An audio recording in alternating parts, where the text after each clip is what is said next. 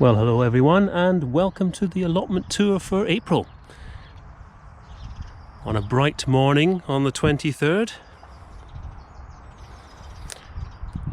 Still a bit dewy and less than 10 degrees, but it's going to be warming up to be quite a nice day today. And we're kicking off as usual with what's left of the tulips. Wallflowers are still looking pretty good, and the rhubarb's still a monster. We've got blossom and such like on the tabery now, so that'll be a nice harvest for the birds, and they might actually leave us one or two. So we've got a few spare onions in there. That's not the main bed, but we're just throwing in the extras. And this is our mixed strawberries and garlic bed here. So we've got flamenco variety of strawberries at the front. That's an ever bearer. And good old Cambridge favourite at the back there with some flowers on. So that's coming on nicely. Just waiting to be nipped by the next frost. So nothing going on here. This is waiting for the bean wigwams to go in. So we had hoped to have a cover crop in it. In fact, we did at one point, but we had a very dry, hot spell. Well, I say hot, it was hot at come Easter, and I think the seeds got baked. So since the last tour video, the fruit trees have put on a significant amount of growth. In fact, we've got signs of quite a sizable amount of fruit. So we'll need to cover those up with a net at some point. And talking of covering up, we have got the two types of potatoes. So we've got international kidney, 5 tubs of those, and Sarpo Axona. So we had to net it because the foxes around here are quite keen on digging everything up that they can. So one of the baths has got some carrots in it.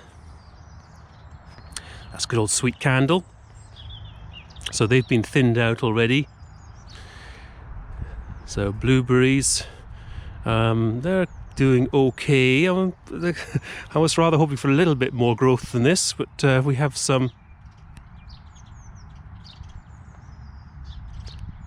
a few flowers there, so that'll keep the pigeons happy.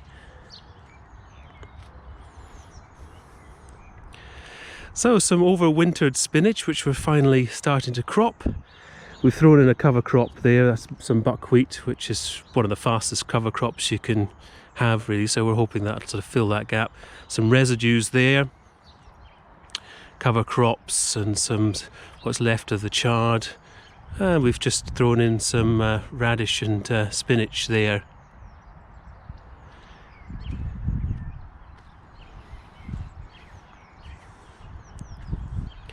So we've got carrots and salsify there. So salsify is the one we've never tried before, so we thought we'd just give that a go. It's always nice to do something new each year. So we've had cabbages in there, but they went and failed, so we've done some direct sowings which are coming up under those little plastic cartons there. Again, we think that our downfall was putting the cabbages in just before the hot Easter weekend, and I think they just got cooked. So the garlic is looking nice.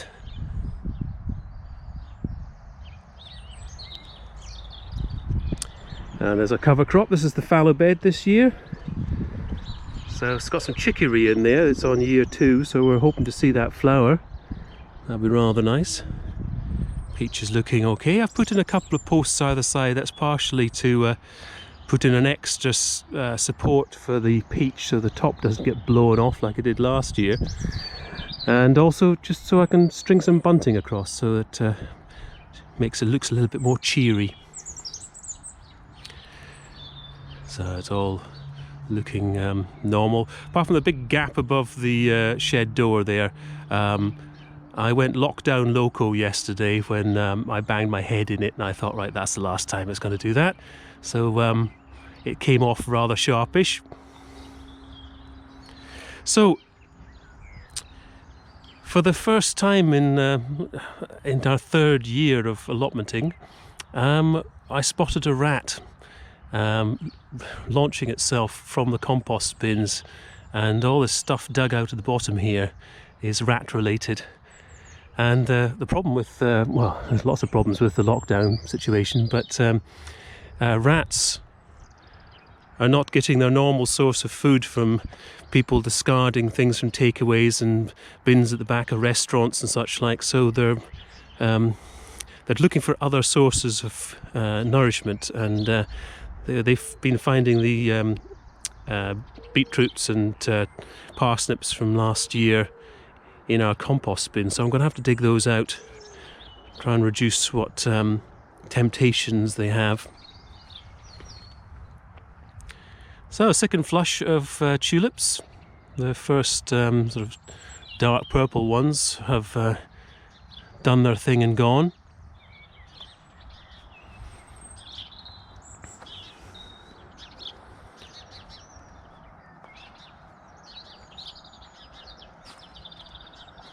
So Waldo, the thornless blackberry, is recovering after the fox attack. There have been a few signs of life on the bug hotel. And the hosta's coming up. The pond has, I spotted some damselflies in it, so that's quite pleasing. The lupins are going loopy, and the lilies are coming on nicely. And we got lovely blossom on the red love apple tree.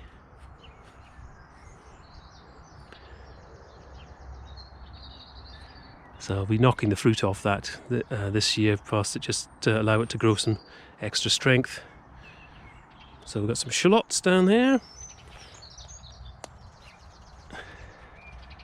Tulips, so the two different types of tulip. Again, we're going to have the first lot almost, well, we'll be finished by the time the second lot comes along.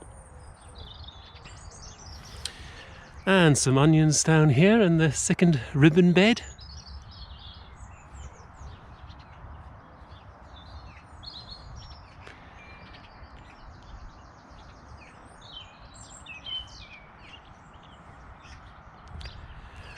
So the plum trees are all showing good signs of life. That's encouraging.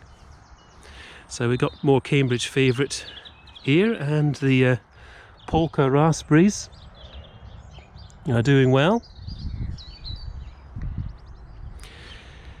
So this area here is all covered up. This will have sweet corn in it, and this strip here has got the parsnips all planted out.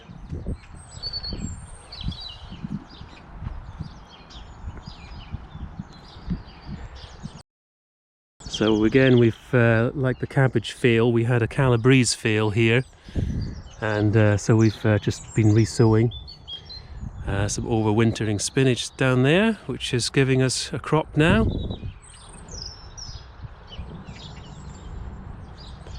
So cover crops and spring onions.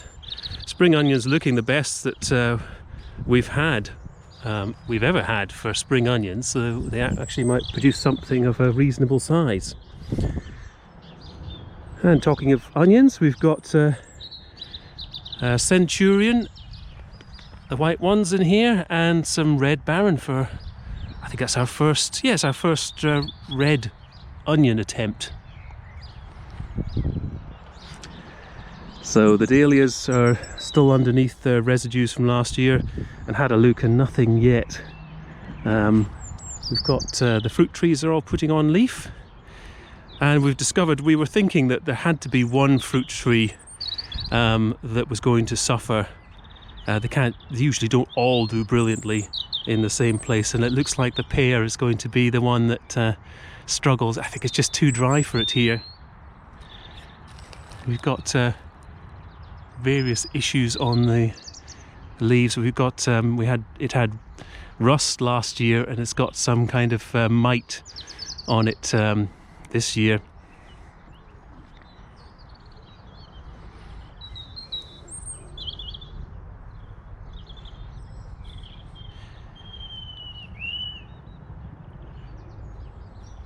So the lavender path is coming back into life.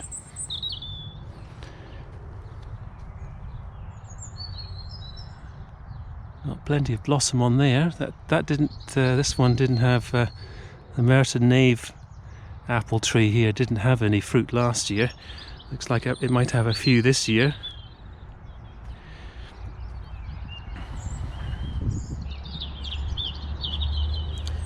So I've just popped in some sweet peas underneath those bottle tops, just hopefully grow those up over the obelisk. And back to the rhubarb.